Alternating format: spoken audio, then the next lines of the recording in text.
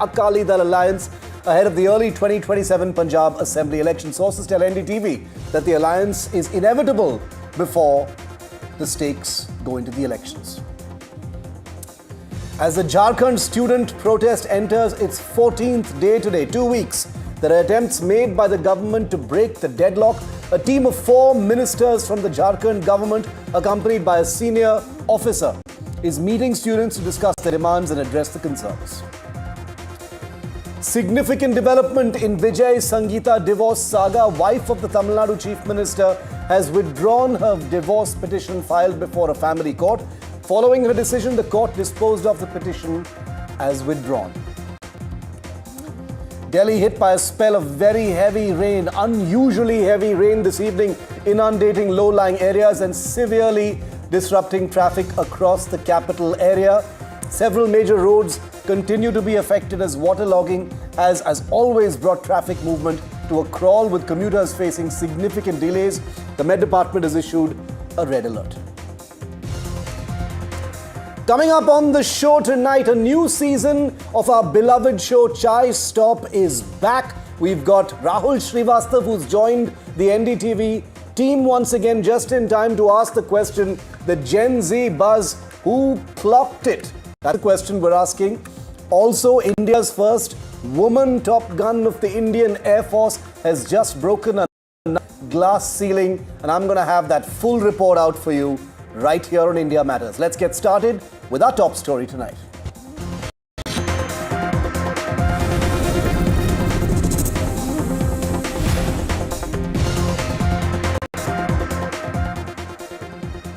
Viewer, the flavor of this political season is Gen Z appeasement. Not OBC, not Hindu or Muslim, not Dalit, not backward caste, not women. Gen Z appeasement. Now just look at what's happening around you at this time. The Prime Minister himself is putting out vertical videos built for Instagram's late-night algorithm wave. Rahul Gandhi and Priyanka Gandhi are posing in the rain, perhaps to advertise some weatherproof youthfulness, I don't know. Mohan Bhagwat is lighting up television screens with a clock it gesture that's gone completely viral. Everyone suddenly wants to catch the Gen Z train, chasing it desperately like it is speeding out of the station. Viewer, I turn 46 next month, so I will make absolutely no claim to somehow understanding what excites an entire generation. In fact, I find the very idea slightly offensive, and I'll tell you why. Gen Z is spoken about as if it is just one big, homogeneous, giant focus group with the same anxieties, same ambitions, same politics, and the same list of neat demands, like a restaurant menu card. And politicians of various vintages dropping Gen Z phrases and gestures may actually achieve the opposite of what they intend. Instead of bridging the generational gap, they actually end up advertising it. If I were 22 today, I'm going to be 46, but if I were 22 today, I'm not sure I would be electrified or impressed by a bunch of oldies infantilizing me with borrowed slang and expecting admiration in return. But beyond this cringe is something very, very real, and this is serious, viewer. India's political class is searching in the dark. Money, resources, analysts, political strategists are burning the midnight oil trying to understand how to reach this so-called Gen Z, this generation that increasingly consumes politics outside the traditional political ecosystem, and will be one whopper of a vote base in every election going forward, including 2029.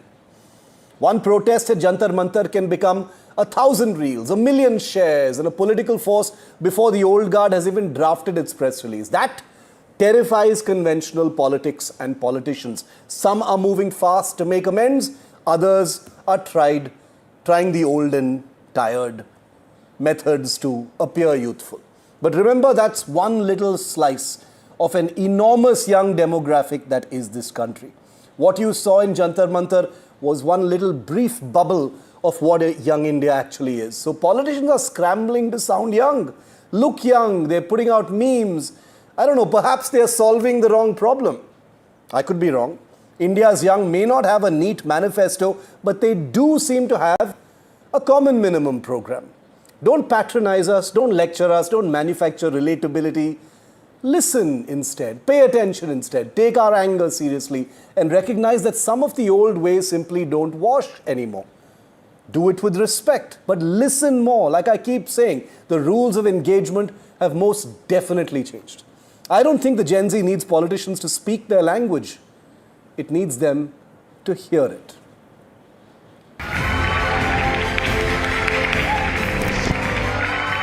Today I learned the expression from you of what I am saying like this. The 75-year-old RSS chief has clocked it.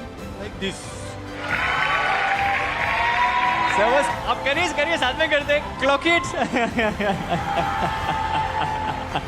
Mohan Bhagwat participated in one of the world's largest youth-led conferences in Mumbai on Thursday. मुझे लगता है कि ये जो नई पीढ़ी है जेन जी जेन alpha, ये अभी जो हमारी एग्जिस्टिंग पीढ़ी है उससे ज्यादा ऑनेस्ट है. अरे वाह, बढ़िया है. और देशभक्ति और सेवा का ऑनेस्ट अपील उसमें चलता है. आप भी उस दिलुलु में ना रहना कि वो आप. From rallies to reels, the ground to the gram, politicians and their parties are trying to crack the Gen Z code. Prime Minister Narendra Modi's Instagram strategy has already become a talking point, with reels often posted late at night to maximize engagement among young users. From digital campaigns to youth-focused messaging, the target audience is unmistakable: India's Gen Z. Friends, मैं जानता हूं कि paper leak ये कोई मामूली विषय नहीं है. Thank you friends. कल देर रात आपसे मिलने का मौका मिल गया. फ्रेंड्स, विद्यार्थियों के भविष्य के लिए भारत सरकार लगातार अनेकविध कदम उठा रही है. The opposition too isn't far behind. From casual rainy day posts to Batman, Rahul Gandhi is hopping onto the Gen Z bandwagon too.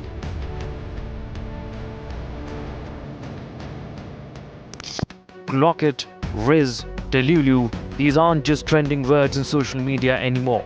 They've made their way into parliament. अगर मैं Gen Z की भाषा को borrow करूं, then I will have to say Modi ji clocked it and provided a legislative solution. 37 दिन तक तो ये जंतर मंतर नहीं गए, तो इनको MIA हो गया. MIA क्या है? MIA missing in action. आंदोलन क्यों किया आपने?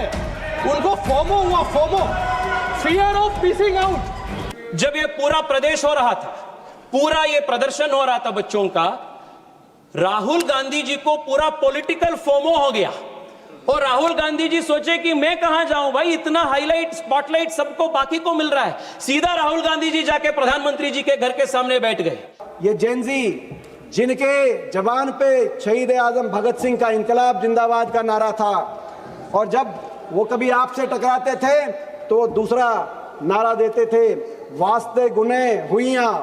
एक नारा देते थे, वास्ते गुने हुइयां. आपको समझ ना आए तो आप घर जाके गूगल पे आप सर्च कर लेना ये क्या नारा है. इनकी अगली जनरेशन है, इनके साथ नहीं, हमारे साथ भी नहीं है शायद. हम जो दिलुलु के बारे में बोले ना, आप भी उस दिलुलु में ना रहना कि वो आपके साथ है. आपकी जनरेशन किसके साथ है ये 29 में पता चले. For political parties, the message is clear. Winning elections is no longer just about traditional vote banks. Mobilizing Gen Z could be just as important. A generation raised on smartphones, social media, and instant access to information is becoming one of the country's most influential electoral forces. The battle for India's future may well begin with the battle for its youngest voters. Bureau Report, NDTV.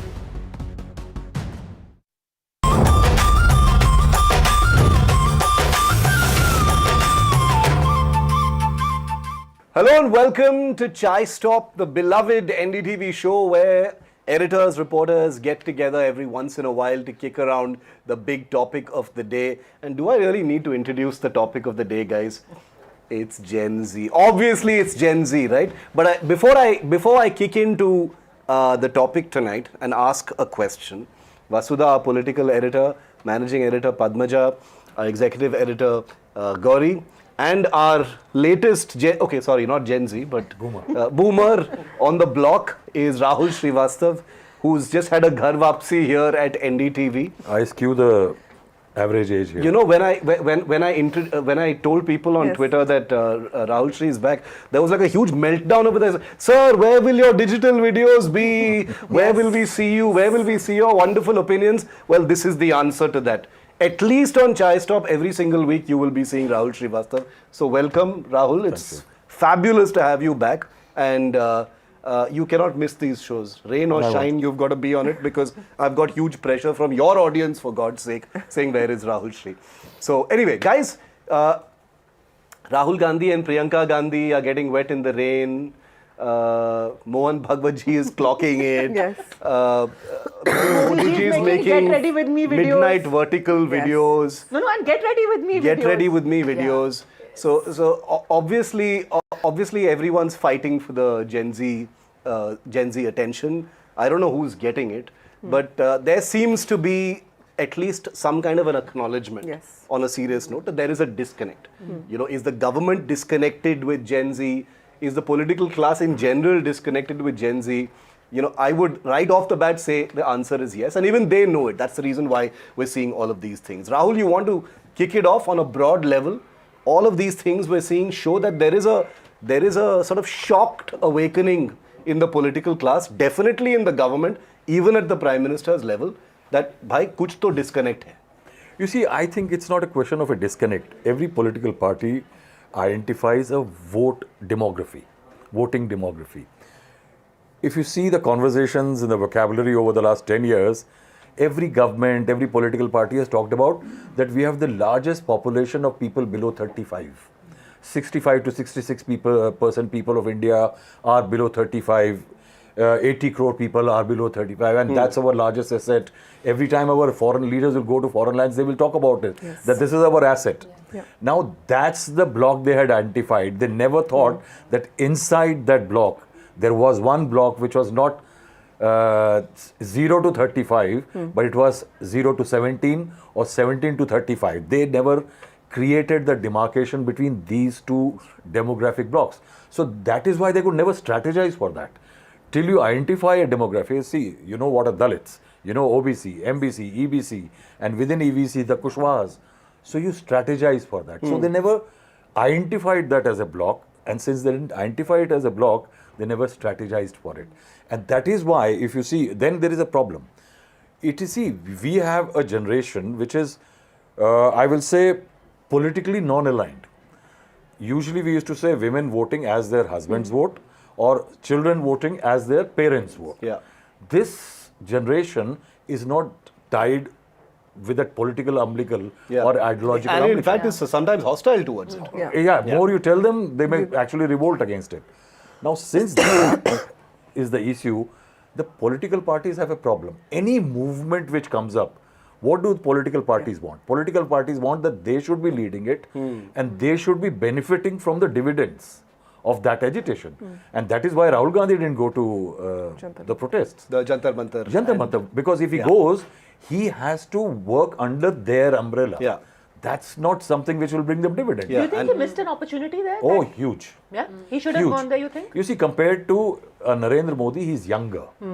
He's younger. He wears jeans and t-shirts. But why didn't he do? I mean, was it because of the Aam Aadmi Party connection? He was wary of sharing a stage with others. But because Samajwadi Party went, Dimple Yadav went, the other MPs went, why did the Congress decide to stay away? The Congress does not have any kind of alliance in its DNA. It has vacillated from different points, like they had Panchmadi, in which they said no alliances, then they came down to Shimla and they said yes alliances. They are not comfortable with any alliance. So any alliance of this sort would have meant tempering their entire leadership and other narrative which they. But they also dilly-dallied a bit about Jantar Mantar, and I saw someone today spin the fact that Rahul Gandhi didn't go to Jantar Mantar as a virtue, saying that we gave the youth their space. If we had gone there, it would have become something else, and would have painted a target on Jantar Mantar and made it about that. It's so funny because the same people who became, the faces of Jantar Mantar, not specifically there, but during that agitation, like Riya Ahir. during the whole agitation, she stopped that bus in Mumbai. The other kids, for example, the kids who, suffered pellet gun injuries. So you picked up some faces from Jantar Mantar, but you decided to not go to Jantar Mantar. So either you don't touch it with the barge pole. If you've decided to maintain your distance, then why are you trying to appropriate the people who became faces?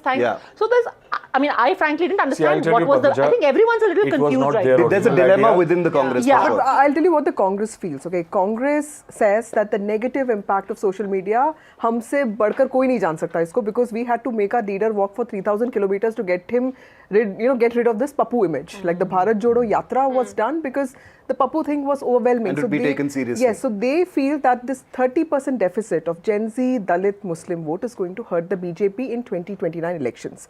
Their only challenge, like you rightly pointed out, is the existence of other pressure groups, and they feel that this momentum to sustain it for 2.5 years is going to be very important. But they say that the first person to speak about the CBSE portal, which was also a big issue, was Rahul Gandhi. They say that he was the first one to meet the leaders. He was the first one to meet class 12 students. So they are very clear that the Gen Z is naturally attracted to somebody who is unconventional like him. He has a lot of imperfections. They feel that this is a generation that's not bogged down by the image of Narendra Modi, the Prime Minister.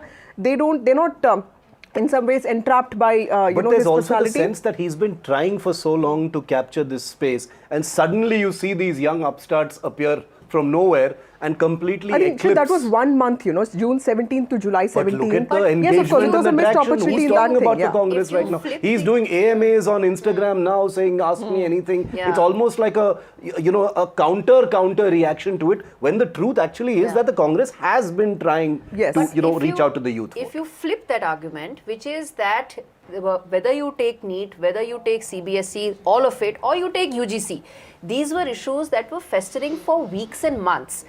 But Congress didn't turn it around. It took a Dipke and some of these other young people to really connect with the people. So to that extent, has Congress actually been able to connect with the people, despite having a younger leader, despite having somebody whose persona should be more appealing to youngsters? You had some of the CJP guys coming and really tapping into that angst, and not the Congress people. Has it been a hard pill for Rahul Gandhi to swallow this entire 2 months? That the original idea of marching on that day when he went came from somebody else. And the Prime Minister's house. Yes, that was. Yes. You see, Shiv, we have to understand, in the 70s when we had that students' movement, we had movement for what we call democratic renewal.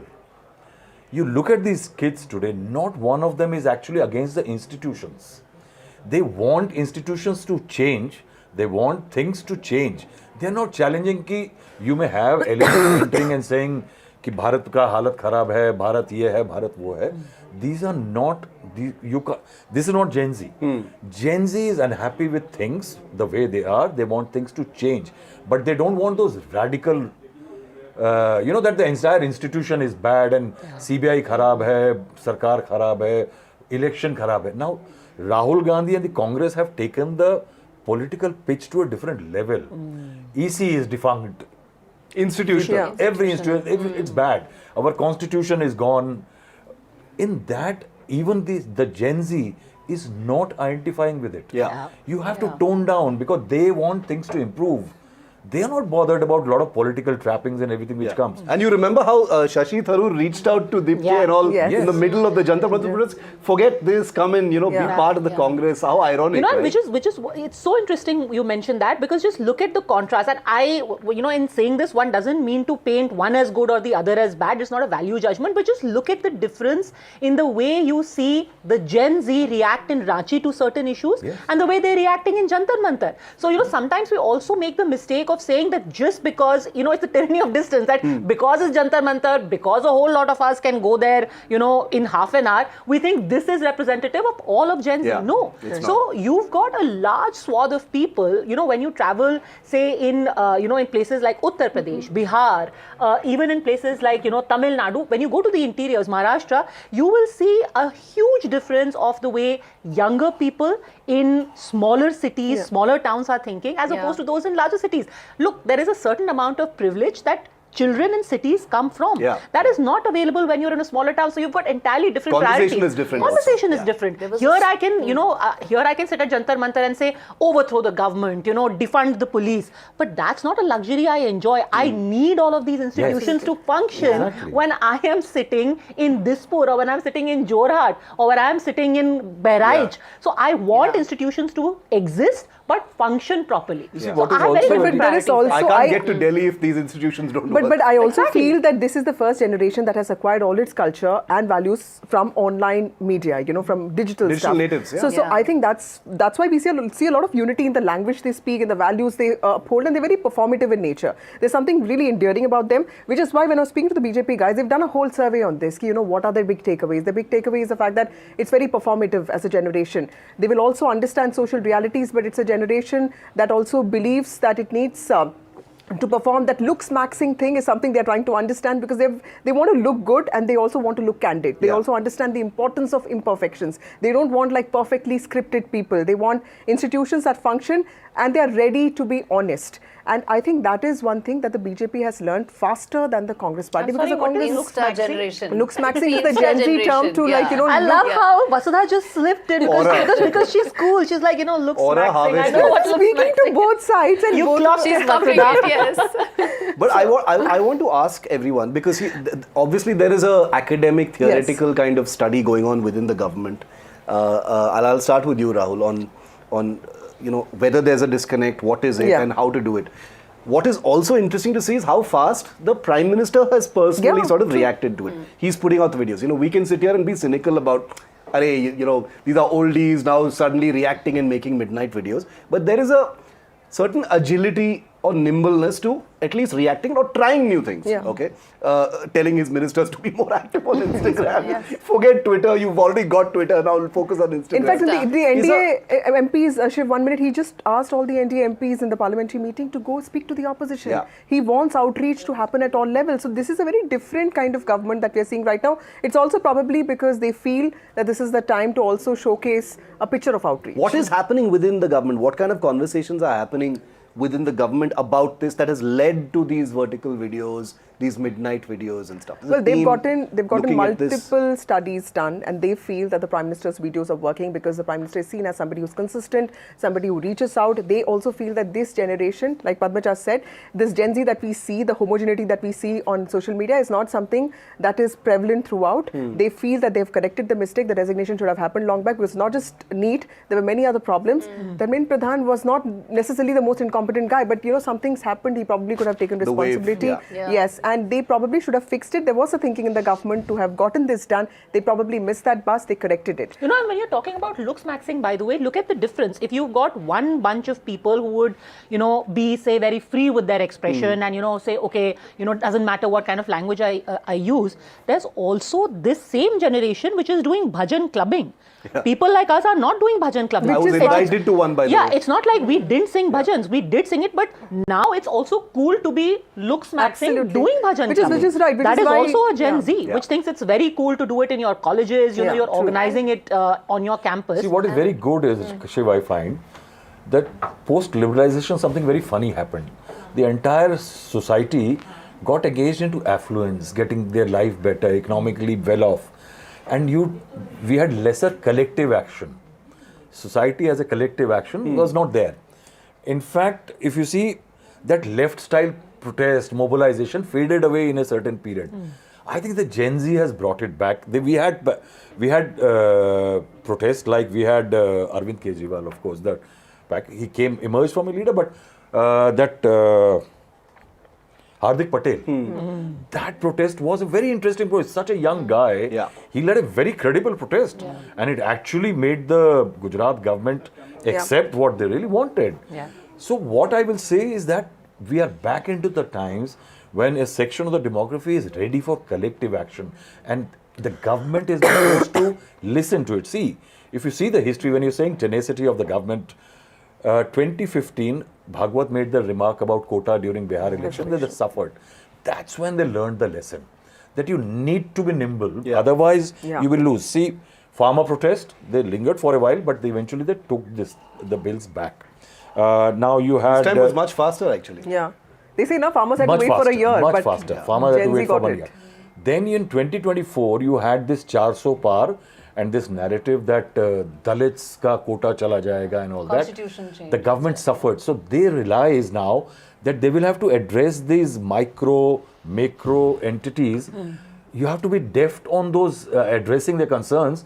Otherwise, that basic idea of that Hindu monolith will falter. Yeah. So Gauri, the you want to add to RSS coming out like this. Because that is a huge audience and What a huge... Bhagwat did yesterday is much bigger, I'm telling you, than what Modi ji's Instagram. I was coming here. Bhagwat saying that I will trust the Gen Z is a wonderful line because, you know, RSS is a very different organization, and if you see Rahul Gandhi's attack has been less on Modi, on Indian education, And but saying RSS has been taking over the institutions. Yeah, and I think that The is mothership. where, mothership, yes, and that also tells you where this entire movement is likely to go. And you know, that acknowledgement, that acceptance that we are talking about, just, you know, when you interact with several, you know, we all have Gen Zs around us, right? Just two questions I'll tell you. We were talking about how bhajan clubbing is happening along with, you know, looks maxing. The fact that they don't have boundaries in their mind, they don't think aise hi hota hai, that monolith. Look at the way things have been said, etc. Yeah. You know, we did this, NDTV did this fantastic story about, you know, the number of representation that Gen Zs have in our assemblies, in our parliament and stuff. The questions that people around me, the youngsters, asked me was, why is the voting age 25? I mean, look at how much of questioning is happening. So to that generation, you can't exist in blocks or stereotypes. You have to break those stereotypes and really address things across the board. They're okay with questioning everything.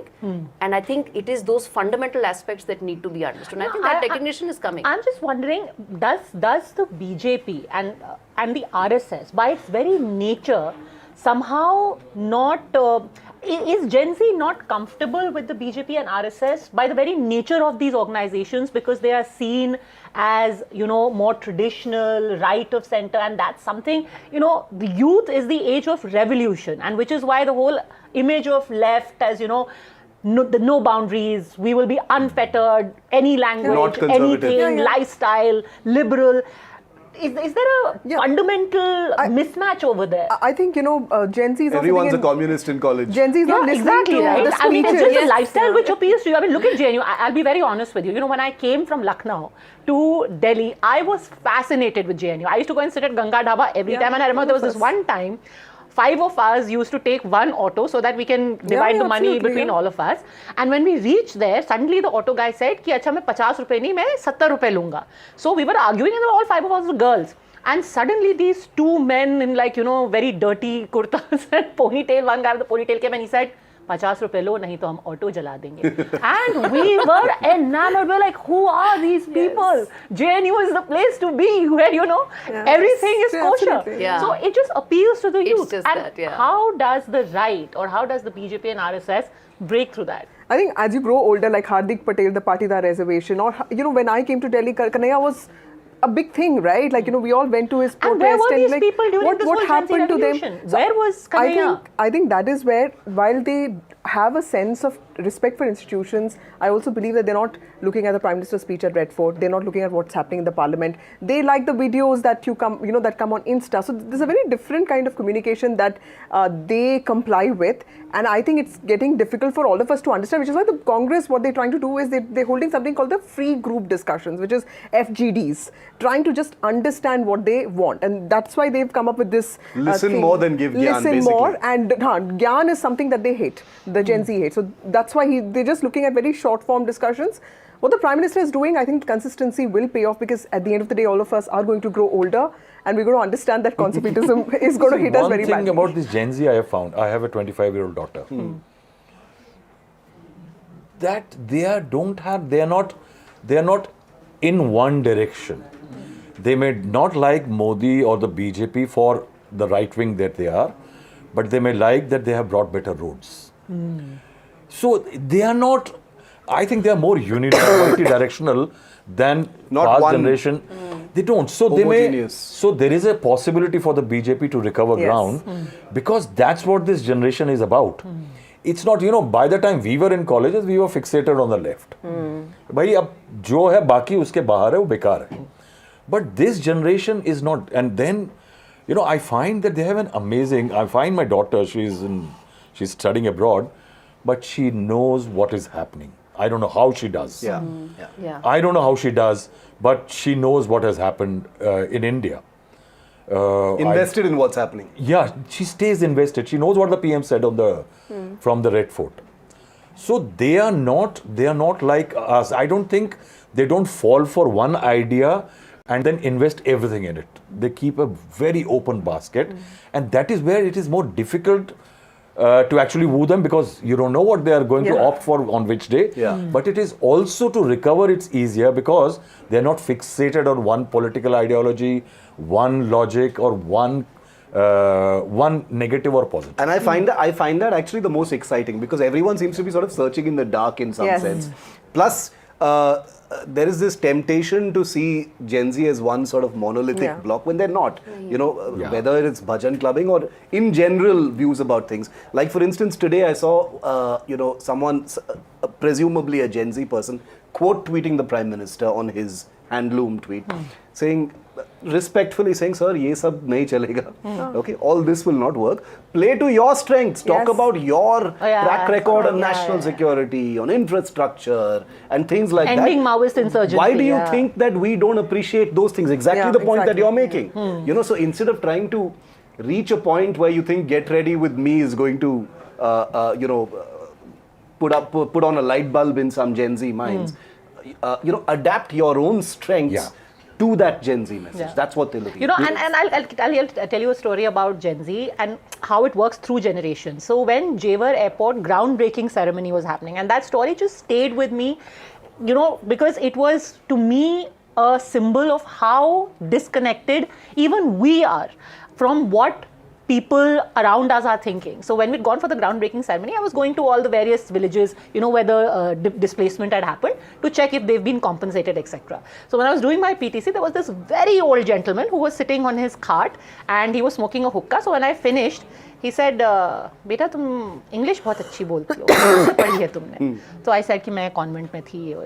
Then he introduced me to his granddaughter and he said, इसको मैंने ITI में डलवाया है और इसको मैं hospitality पढ़वा रहा हूँ, ये वहाँ अंग्रेजी भी सीख रही है, अभी जब ये एयरपोर्ट खुलेगा ना, वहाँ पे ये कॉफ़ी बनाएगी. So that is aspiration. Now that guy, he was her grandfather, and he is thinking that my granddaughter is going to be a barista when the Jewar Airport. Now, anyone who makes that airport, for us it will mean many different things, flights, this, that. For him, the only aspiration is my granddaughter will learn English, and she is going to serve coffee to everyone who passes through that airport. You see, this is where the political and she's that Gen Z. Administrative vocabulary has to change. For 78, 75 years, we have been obsessed with jobs. And jobs mean to bring some bread and butter home. This generation is not just happy with being a rider delivering Blinkit goods. It wants quality now. And this is what political parties need to change. Yani bhajiya talne se nahi kaam satisfied a generation. It has tasted something, or it has smelled something which is different from the past generations. So the governments have to change at multiple levels. Political parties very hungry, but not just कि उनको रोटी नमक दे दो. They will need something which they think is a decent meal for the day. So that's where political parties will have to change. And I'll tell you, I wrote it in my article on this Prashant Kishore's win. How Lalu, when he came, my God, Lalu was, I think, the first showman of Nehru, of course. But I have not seen somebody from that background and a showman of that kind ki jeet ke aaye, bhains pe baith gaye, going to his mother and, saying ki main Hatua ka Raja ho gaya.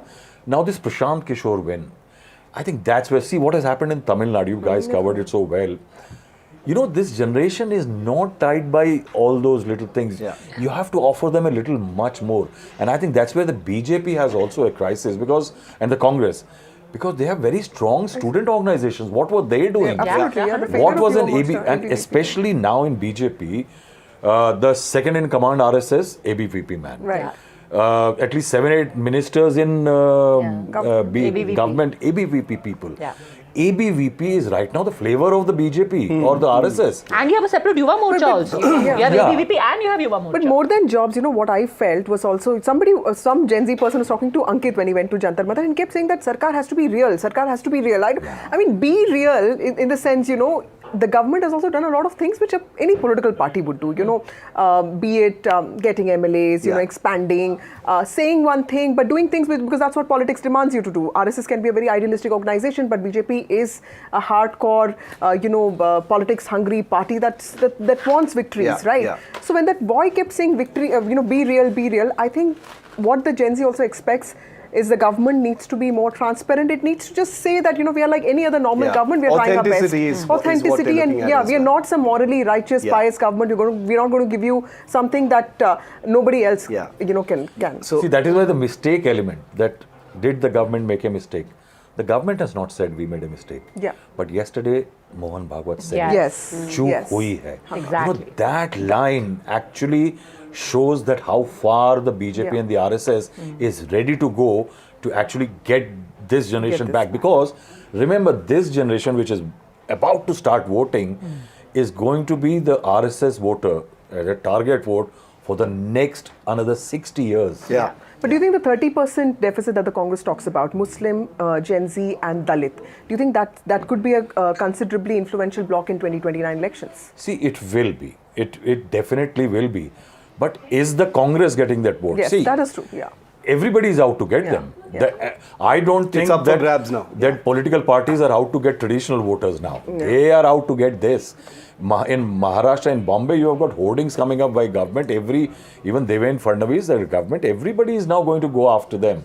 And I think it's going to be a very charming period, because politics is going to really switch around now. Yeah. At one time they went after OBCs. Yes. No, it's in fact, more than Jantar Mantar, I think what should be studied very carefully by everyone is what happened in Bankipur. Since you mentioned Prashant Kishore, that seat has 36% kids in the age group of 18 to 25. And that they didn't choose BJP, they didn't choose RJD, they chose a Prashant Kishore, breaking the stereotype only about caste in Bihar. Yeah. Guys, we're out of time for only this episode, but I just wanted to say that this sets the stage for how exciting the road to 2029 is going to be. It's going to be fabulous. Even the elections in UP, Punjab next year and the others, it's fabulous. It's fascinating. It makes all of our lives so much richer. And I completely agree with Padmaja as well. We're all in the same boat. We're also reaching in the dark in many ways to understand the chaos that's going on. Can I say one more thing, please? Yeah. Okay. One more thing. She's the greediest of the lot. Greediest on Chai Stop always. Because I actually went back and checked, because when we were talking about Gen Z, it was, I think in Ghulam Nabi Azad's autobiography, he actually wrote that this was the same dilemma that Indira Gandhi faced after emergency and after she was thrown out of power. She went back to the Youth Congress, and that is where the entire new leadership, Sanjay Gandhi, was actually trying to reach out to the Gen Z of that time. And that was how the Congress was re-energized and they came back to power. Imagine so every government through the decades. 25% of this Gen Z has changed the rules of the game for 29. It's amazing. It's amazing. In a month's period. It is fabulous, and I can assure you that Chai Stop will be on the road as well. We're going to go among the Gen Z and the young of India very, very soon and get you more episodes. This is only episode 1 of a new season of Chai Stop. We wanted to do it because Rahul has joined us, and so we're getting started. As you can see, we can talk for hours. The next episode will be even longer, but this was our first. Tell us what you thought about it, and thanks for watching. Are we going to do a micro clap in the end? Micro clap, guys. Okay.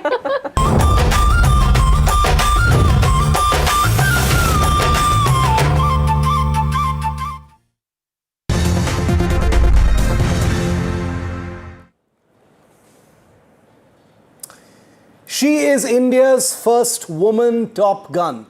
Please take a look at these pictures, viewer, because this is really, really big. Squadron leader Bhavna Kant of the Indian Air Force has just earned something far more consequential than the movie nickname that I've just given her, Top Gun. The 33-year-old has become the first woman in the Indian Air Force to qualify as a fighter combat leader after completing a grueling 20-week course at the elite Indian Air Force Combat Tactics Training School, or TACD, in Gwalior, Madhya Pradesh. Only a tiny fraction of fighter pilots are even selected for it. Now, let me tell you why this is so big and why you and I both should be really excited about this. A fighter pilot fights and flies. A fighter combat leader is trained to lead other fighters into battle, to plan and execute complex air combat missions, make tactical decisions in the air, in the sky, and effectively become a teacher of aerial warfare. Squadron leader Bhavna Kant is now the first woman of the Indian Air Force at the sharp end of combat leadership. And she's been breaking barriers, mind you, almost from the moment she put on the uniform.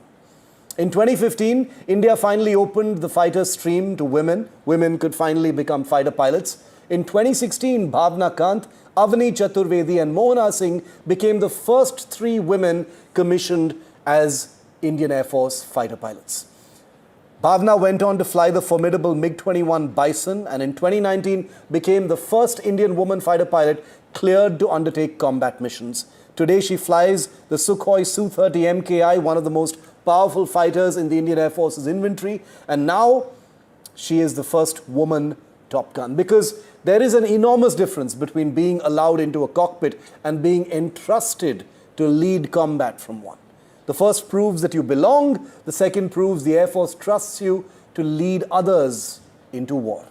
10 years ago, Flight Lieutenant Bhavna Kant was part of an experiment to see whether women could serve as fighter pilots. Today, she's being trained to lead fighter pilots into battle. Here's wishing Squadron Leader Bhavna clear skies and happy hunting. Now, many years ago, right here on NDTV, Bhavna Kant spoke to us and told us about what it was like being in the Indian Air Force, being among the first flock of women to fly fighters, and what she was looking forward to. Take a look at this. For me, it was a childhood dream. And once I got the opportunity, I didn't take a second to grab it. Since it was, as I mentioned, it was my childhood dream. So after my college, I went through the process, worked hard, and finally I got into the Air Force, and call it my luck or willpower, I finally got into the fighter stream, and I will continue to give my best. Skeptics will continue to do what they do, and we will continue to do what we do and do the best, and that shuts them up. Flying as such, you see a kid looking up in the sky and seeing a jet and dreaming to fly, looking at the birds and dreaming to fly. So it's since time immemorial, since humans wanted to fly, be it a man or a woman. So what it feels is really, I cannot pen it down or cannot say it in words. And we are all so proud of both Squadron Leader Bhavna Kant and the Indian Air Force that has made this possible. Joining me live, not just to celebrate, but to talk a little bit more about this is Group Captain MJ Augustine Vinod. He's a veteran fighter pilot as well. Squadron Leader Deepthi Kala is an expert on aeronautical affairs, and she's retired from the Indian Air Force. Squadron Leader Deepthi, I want to start with you. As a woman, as someone who's been in the Indian Air Force, how big is this? The first woman fighter combat leader of the Indian Air Force. That's what Squadron Leader Bhavna is today. Good evening, Shiv. I can't tell you how much pride I felt the moment this news came out, because having served the same fraternity and, out of all 3 forces, and also at the same time working as a defense expert with all the news channels. So most of the times what is happening is that all such good news is coming from the Indian Air Force. My father was in the army. I have one brother in the Indian Navy. I have full respect for all the 3 services. But yes, you get little bit of affinity when you have served that particular sister service. Of course. Yeah. So for that reason, it makes me really proud, because as far as the women fraternity we talk about in Forge, if I say so, there's no biasness as such between a male and a female. And, in the Indian Army, we always, it's not, when we say Jai Hind, it's Jai Hind Saab, whether it's a male or it's a female. Likewise in the Air Force and in the Navy. So for, this was the foundation, and Bhavna has done it like, she was the first one who got into the fighter stream. and now becoming that first woman Top Gun, as we call it. That's a matter of pride because she has taken that legacy. Yeah. She started that legacy, and now she has become that legacy for years and years to come. It's And the amazing. message that is going from top to bottom to the every village, every girl, So true. every parent who has a daughter, that is going that, earlier we were starting to come in the workforce. Then we started to get into the military forces. Then we try to get them into flying. Then we try to get them into fighter flying. And now from fighter flying, come on. I mean, it's combat leadership. Yeah. This is another level of work that she has gone through in these 20 weeks of training. We'll talk about it later, but I'm extremely, extremely proud, Shiv, and thank you for having me because I really, really wanted to... No, I hear the excitement in your voice and I share it completely. Group Captain Vinod, a happy day. Each one of these things are small milestones. For women, it is especially something to celebrate because we know how difficult it has been for these doors to open. It happened in our lifetime. Just 10 years ago is when those doors opened. But as a fighter pilot, I want you to paint us that picture. As a fighter combat leader, what is Squadron Leader Bhavna in the air now? Thank you, Shiv. In fact, I'm married to one and probably from the same clan as Kala. Yeah. She's Kokredi. I think they are from the hills. But when my wife joined, she was one of the earliest ones who joined, and they didn't have a permanent commission at that time. So the 14th year, she had to, perforce had to leave Air Force and come to city streets. And before she did that, since I was a flight commander, I made her to fly a couple of sorties in MiG-21, and she came down and she told me this, Gusty, I think I'm made to be a fighter pilot, and alas, I couldn't be one because the Air Force didn't permit me to be one, and you have somebody today. Yeah. Strategically, Shiv, it reflects maturation of India's air power. The conversation has moved well beyond whether women can fly fighters. Today, the benchmark is whether they can lead combat operations, and Bhavna has answered that question absolutely, like ma'am said, absolutely emphatically. And I've been in Gwalior, I've been flying Mirages for many, many years. And Gwalior is where the Tactics and Air Combat Development Establishment, also called the TACD, the Top Gun School of India, is. And I've extensively flown with TACD guys. And in our time, it was like this: by 6 years of service, you could either become an instructor, the qualified flying instructor teaching flying, or you become a fighter combat leader. And since I was good at teaching, I took that route, but flown and extensively with fighter combat leaders. Now, since then and now, we have the FCL's training has changed a lot. Now, within FCL, we have these aggressor squadron who behaves like Pakistanis, and I'm sure you've been there and flown with them also. You're one of the lucky ones who've flown in a couple of fighters and a couple of helicopters. You've seen it up and close. Yeah. So it is just not a flying school. It is a war fighting school. So TACD doesn't teach you how to fly. It teaches how to fight. There is a difference. Yeah. Flying and fighting is different. So every pilot arrives here is operationally he's fully operational, 2 aircraft leader, 4 aircraft leader, and what have you.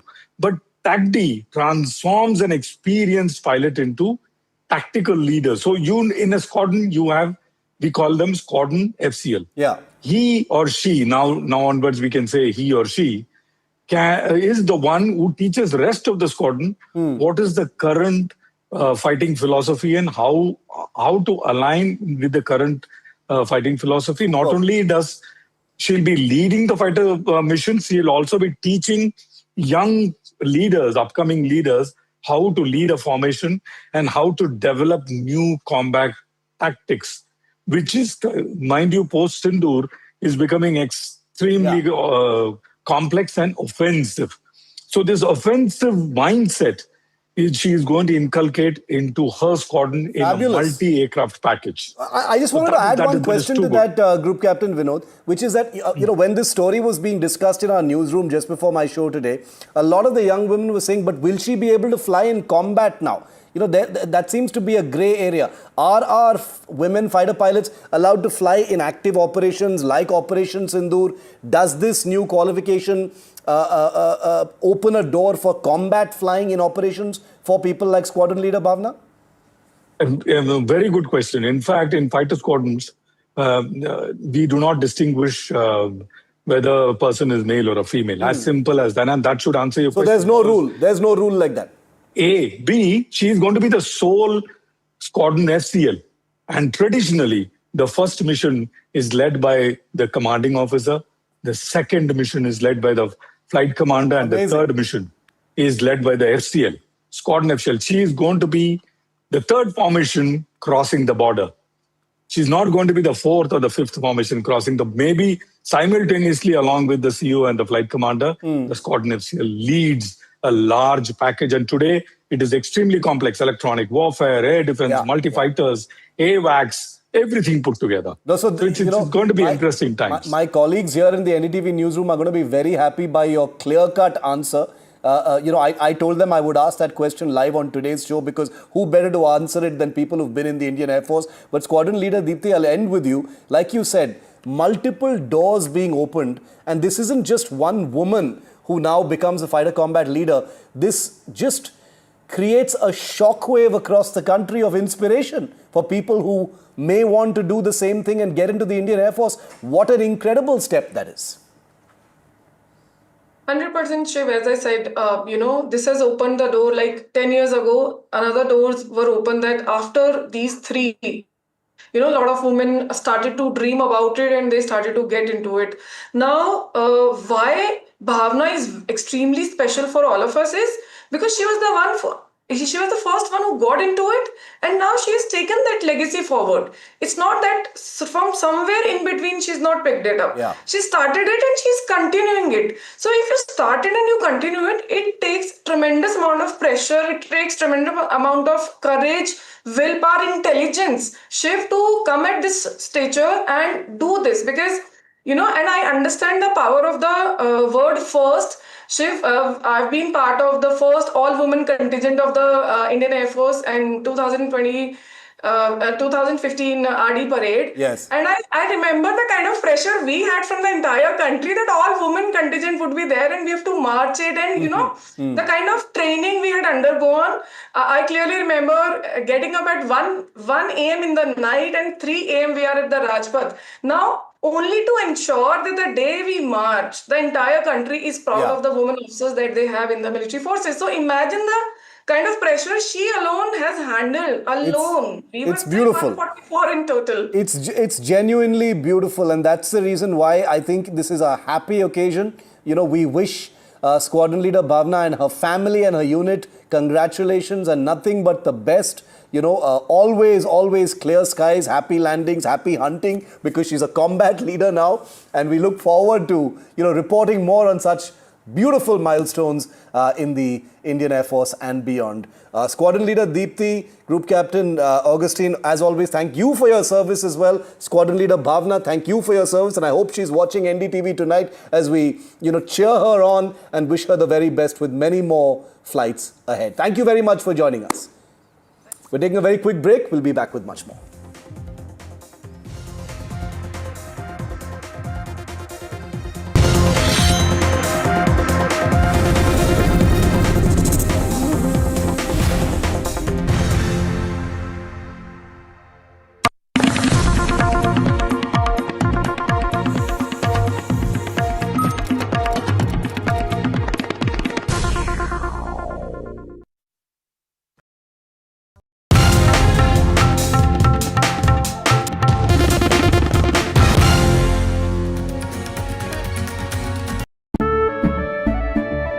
केसरिया से मन जोगी हुआ रे, दिल झूमे देखो मतवारा हुआ रे। केसरिया से मन जोगी हुआ। हर पल मनाओ केसरी त्योहार। विमल, बोलो जुबान केसरी। माँ भी हमेशा पी-मार्क मस्टर्ड ऑयल में ही खाना बनाती थी। कुछ तो बात है इस दिल में। P-Mark, the mustard specialist since 1933. सरसों से सरसों।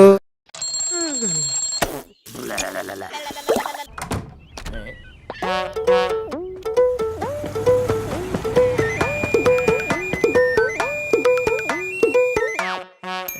रंग रंग रंगीन रे, देखो कैसे भी हो दिन रंग रंग रंग बना रहे, आगे पीछे ऊपर नीचे होता रहेगा, धूप में भी तेरा रंग बना रहेगा रहेगा रे, रंगा ढंगा अतरंगा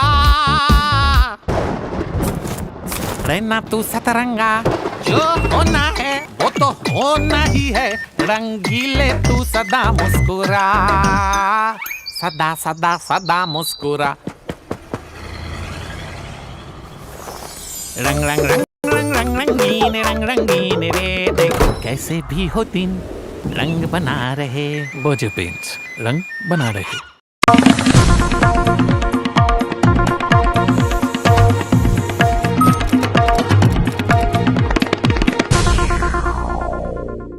थोड़े में ज्यादा स्वाद यही तो है इसकी खास बात। वाओ मामा क्या स्वाद है, अरे मेरे राजा।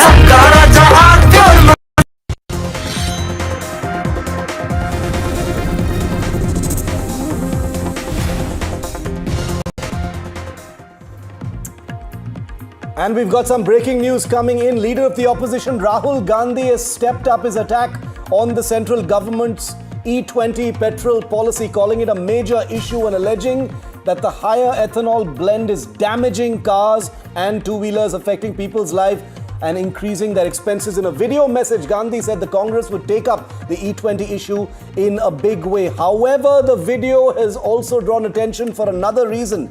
The BJP has latched on and said the car shown alongside Rahul Gandhi appears to carry a label stating that it is very much compatible with E20 fuel. The juxtaposition has become a talking point. The BJP is mocking Rahul Gandhi for using a car as an example to make a point about E20 that is actually E20 compatible. Now, this is a serious issue, but as you can see with this example, also a case of a political face-off between the centre and the leader of the opposition. We'll keep a track of this story. That's it on India Matters. Thanks for watching. Left, Right and Centre with Vishnu is next.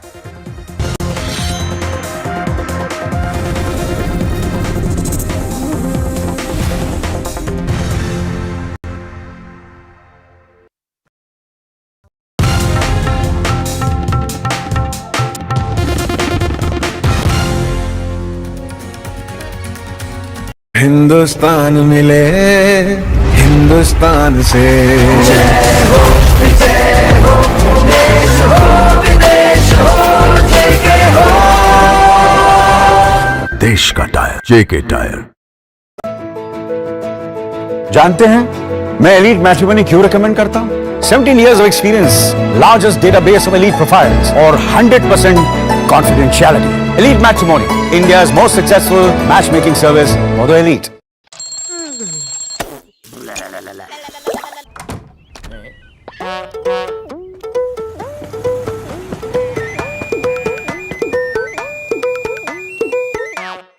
रंग रंग रंग रंगीन रे, देखो कैसे भी हो दिन रंग रंग रंग बना रहे, आगे पीछे ऊपर नीचे होता रहेगा, धूप में भी तेरा रंग बना रहेगा रहेगा रे, रंगा ढंगा अतरंगा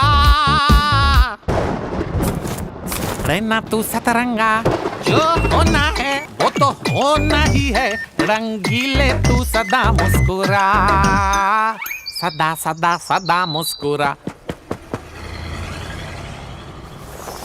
रंग रंग रंग रंग रंग रंगीन रे, देखो कैसे भी हो दिन रंग बना रहे, बोझे पेंट्स रंग बना रहे। थोड़े में ज्यादा स्वाद यही तो है इसकी खास बात। वाओ मामा क्या स्वाद है, अरे मेरे राजा। मसाला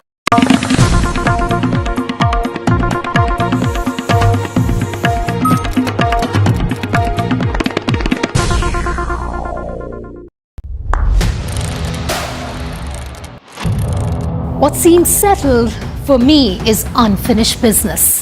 So I rewind, I pause, I reflect, I dig until what's buried stands up to be counted. Breaking ground, not just headlines, the meaning behind them. This is Breaking Ground with me, Vedika Sood.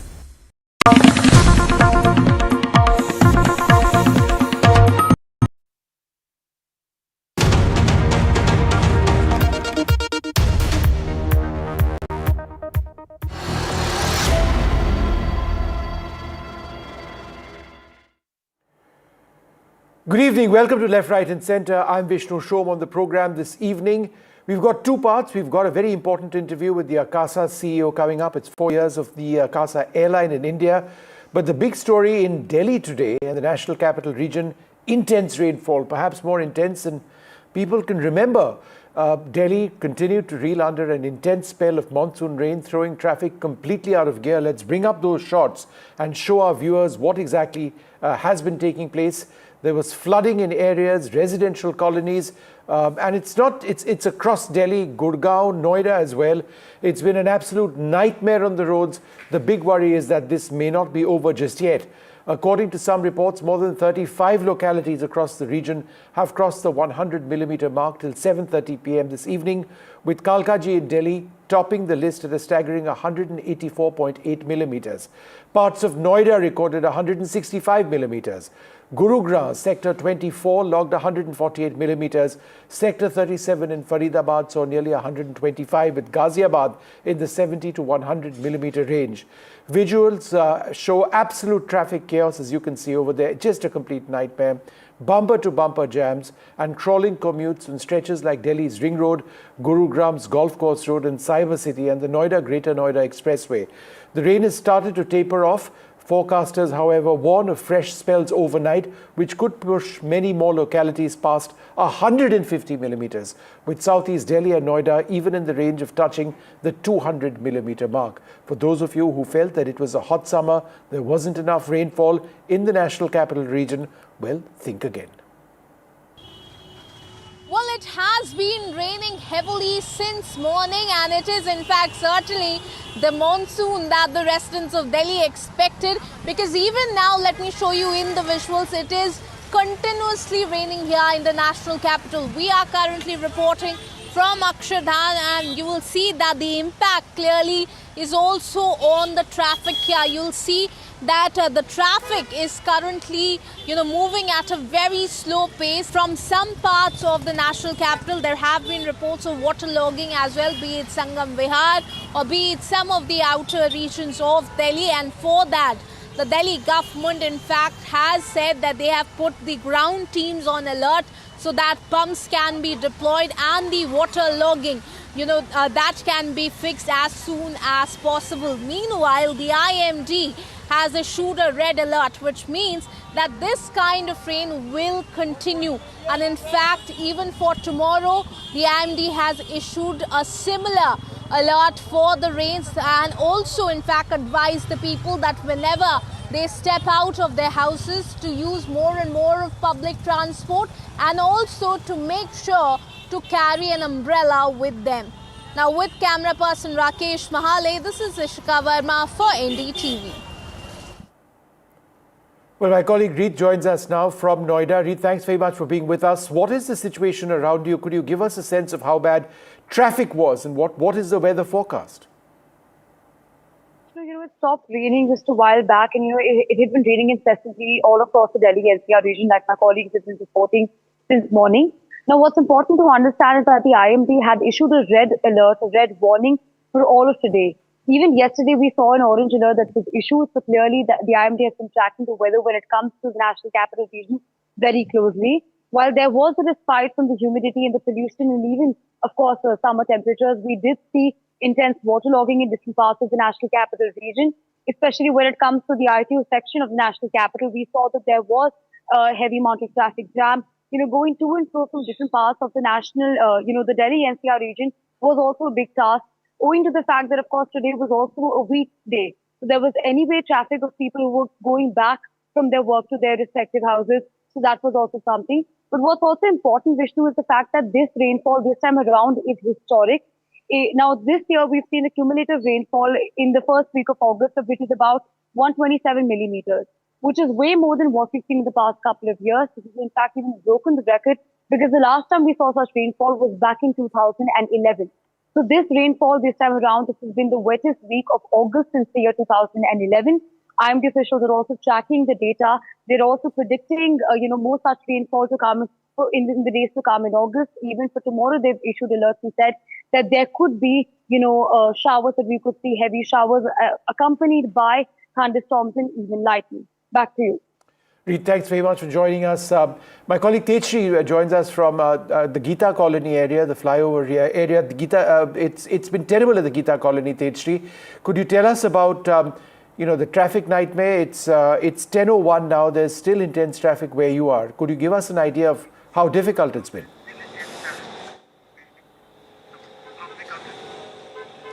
Well, yes, absolutely. Let me tell you that we are reporting from the flyover that takes you to the Gita Colony. And here, of course, there is a heavy traffic congestion, as you can see in the visuals as well.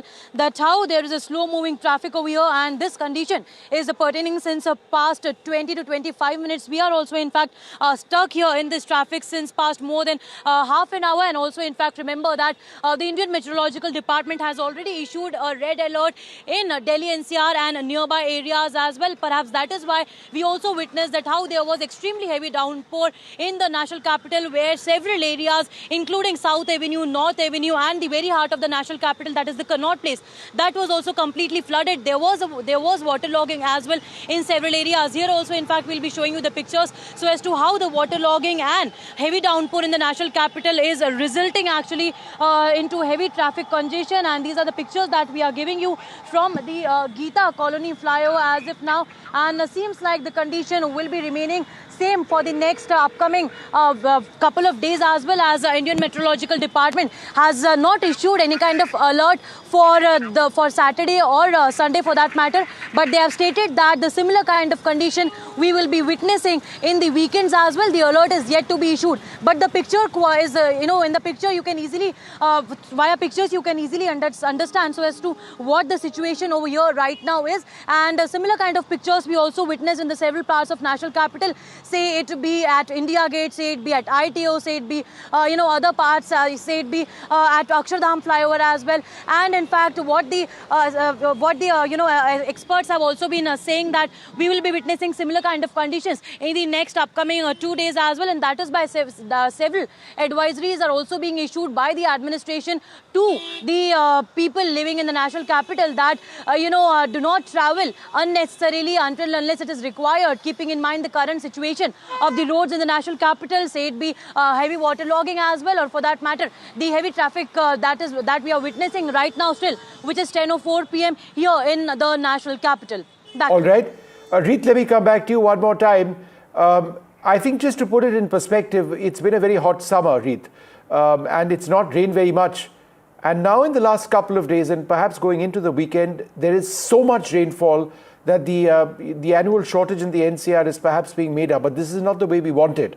But that is the reality. I mean, considering the amount of rainfall across the NCR region, we could see that backlog being made up in just a couple of hours today. Right. Vishnu, it's kind of cinematic because as we speak, it started raining very heavily once again in Noida, and I'm here without an umbrella. And you're very rightly mentioning that, the past couple of days we've seen extreme weather conditions increase, and, experts are, of course, pointing towards global warming. They're pointing towards climate change. You've talked about something very interesting, which is the fact that, we've had a rainfall deficit. Remember that the effects of El Nino is something that India is still reeling from. When rainfall first came to the Indian subcontinent, we had seen a rainfall deficit of about 94%. So you very rightly said that it seems that rainfall is now making up. But at the same time, we are seeing more of extreme weather conditions. It started raining heavily where I am in Noida. Now, of course, we are seeing that, over here also, like you said, extreme weather conditions are increasing. The IMD is also tracking data closely. And just to pick up where our colleague Tejshri left, we've seen waterlogging in different parts of the national capital and even beyond in different parts of the country as well. Now, the important part is that while these are routine problems, they also, of course, require modern and renewed solutions, because waterlogging and, water getting stuck in different low-lying areas is something that is not alien to any one of us. All of us have experienced it, and perhaps on your way back home, you will also perhaps experience, a lot of traffic. So, that's something that has to be looked out for. The authorities have to look into this. But like you said, extreme weather conditions are also increasing. This is something that is not alien to us. Authorities have been pointing it all along, and the IMD is also tracking the data closely. to see where the rainfall data takes us. Well, I do not look forward to getting on the roads in a couple of minutes from now as I head home. Thank you, Reet, very much for being with us. Tejshri, thank you very much as well. Some more breaking news coming in. Shashi Tharoor has taken a swipe at the Congress party, his party, and delivered a rather blunt message from Mumbai. The Congress MP said street-level politics must be fought on the streets while parliamentary battles must be fought inside the House. He also said the Congress needs to urgently gauge the public pulse, adding that Rahul Gandhi's Chhatron Ki Goonj initiative raised youth issues but did not have a widespread impact. Targeting the BJP, Tharoor claimed the ruling party fears losing its grip and said the winds of change are blowing. Mr. Tharoor also raised questions for the RSS chief Mohan Bhagwat. Here's a look at what Shashi Tharoor said in Mumbai. Interestingly enough, the issues taken up by the CJP and the Jantar Mantar protesters had been taken up by us earlier. We had a Chhatron Ki Goonj thing, where Rahul Gandhi was addressing students about the paper leaks, about the things. And that didn't resonate, sorry to interrupt, but that didn't resonate as much as this did. Correct. And that's why we need to ask ourselves, what did we fail to do? Did we fail to listen? Did we fail to tap into the old cliche of having your finger on the pulse of the people? Was our finger missing from the pulse of Gen Z? And that's something we really need to interrogate and solve. Well, Saurabh Gupta joins us now from Mumbai. Saurabh, one of the most senior Congress leaders, and yet every now and again Shashi Tharoor comes up with statements which might embarrass a few others within his party. Rahul Gandhi has repeatedly said that he stands for students. It's been a core sort of goal of the Congress party, and yet Shashi Tharoor saying that whatever has been done in Chhatron Ki Goonj is just not good enough. Yes, he did say it didn't have as much resonance as perhaps what the CJP protests did. And Shashi Tharoor went on to add exactly what you were saying, that he often says things that are not in tune with his party line, but he says that sometimes his opponents use it against him. But he also went on to say, yes, the party, of course, is a party where he has survived despite saying what it is. And he says it's the least undemocratic party. But obviously, this is a message. Again, he says, that entire context about parliamentary battles in parliament and street battles on the streets was made in the context of the lack of debate in parliament and opposing for the sake of opposing. In fact, he said that even the BJP did it earlier. When it came to the nuclear deal, they opposed it, but later inherited it. So obviously, this is something that Shashi Tharoor is making a wider, larger point about the importance of debate and dissent within the party and outside it. All right, thanks very much, Saurabh. Thanks very much for joining us.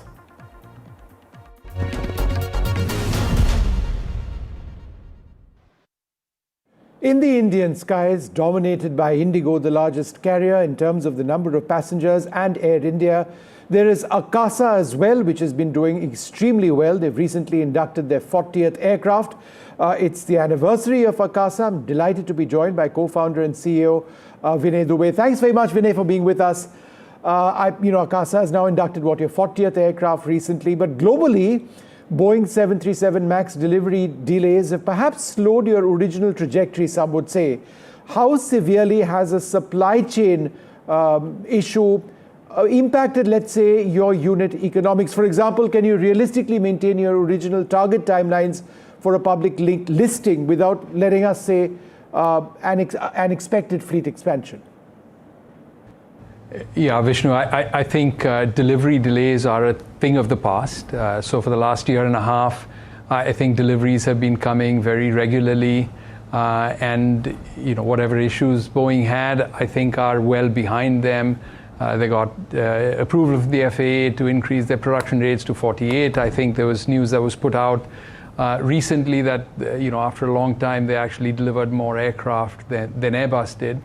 So whatever delays we've had are a thing of the past. I think we feel very good about the regularity and predictability with which we're getting deliveries. We've got 40 aircraft today. We fully expect the 186 more aircraft we have in order will be delivered between now and the end of 2032. And you mentioned listing, and we're very confident that we will launch an IPO sometime in the 2 to 4 year time horizon, which was well within the original time horizon that we had set for ourselves. Vinay, between Indigo and the Air India group, there are two players which control over 90% approximately of the Indian sky. The government, in other words, the Civil Aviation Ministry, wants at least 5 100 aircraft carriers in India to ensure that there's fair competition. Where do you find Akasa in all of this? How does Akasa find, for example, pricing power?